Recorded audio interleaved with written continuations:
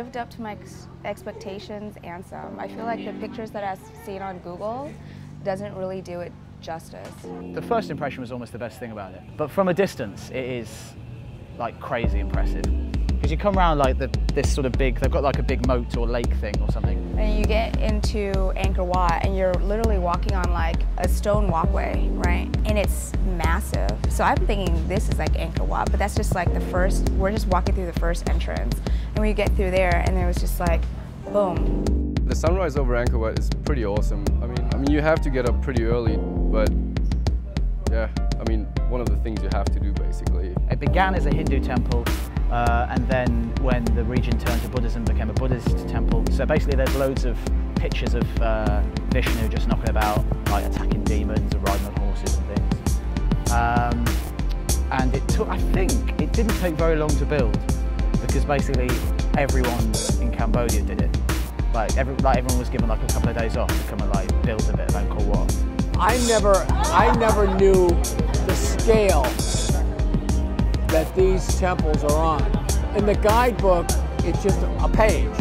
And you look at the temples in the guidebook, and they're all close together. You get here, and they're kilometers and kilometers away from each other. If you're here for just like a few days, like get one day pass and do like the small tuk-tuk tour. It's like $15, I think. So if you can split that between your mates, it's like a $5 each. I know some people take 3 days to go and look at all of the stuff. I was pretty happy with one day because it's just so hot and there's so much to do, but after one day I felt like I'd seen most of it, but that one day is just spectacular. First time I did it, I hired a bicycle, which was one of the sweatiest things that's ever happened to me. Trying to walk around Angkor Wat, just literally soaking wet. But I wouldn't recommend doing it like, if you're doing 3 days, I wouldn't do it for 3 days in a row. And you can't really do the big tours around the other temples, because the bike, it's like 20 kilometers or something. So the second one that we went to had all the faces. Oh my God, that was my favorite. Well, Bayon Temple is a lot smaller than the actual Angkor Wat temple.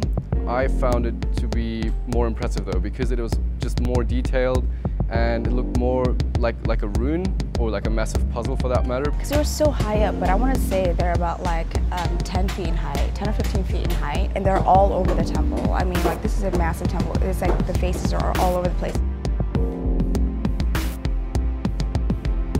Tomb Raider Temple, aka Tough Rom. I saw the Tomb Raider Temple, as it's called, which is the one that's overgrown with all the tree roots into the temple.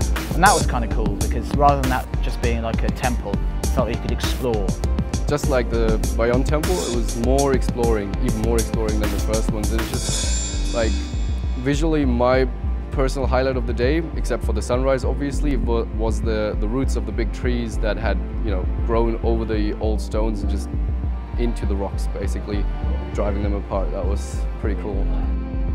Some people have books, right? You've seen the Lonely Planet books, and they're all over the place. So if you're a reader, you're your own like researcher, whatever, you love doing research, fine.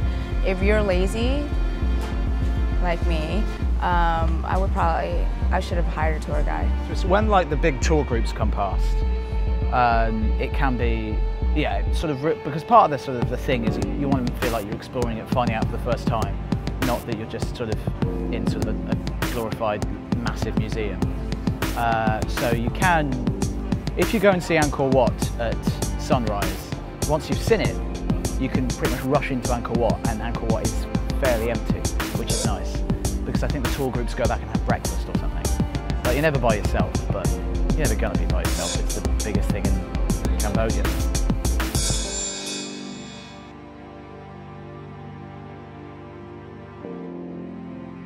I have though. You can sort of get hammered and do Angkor Wat at the same time, because it's not like you're going there you're just sort of wandering around looking at stuff. So you may as well be hungover like that. You know what I mean? You know what I mean? Nice. Yeah.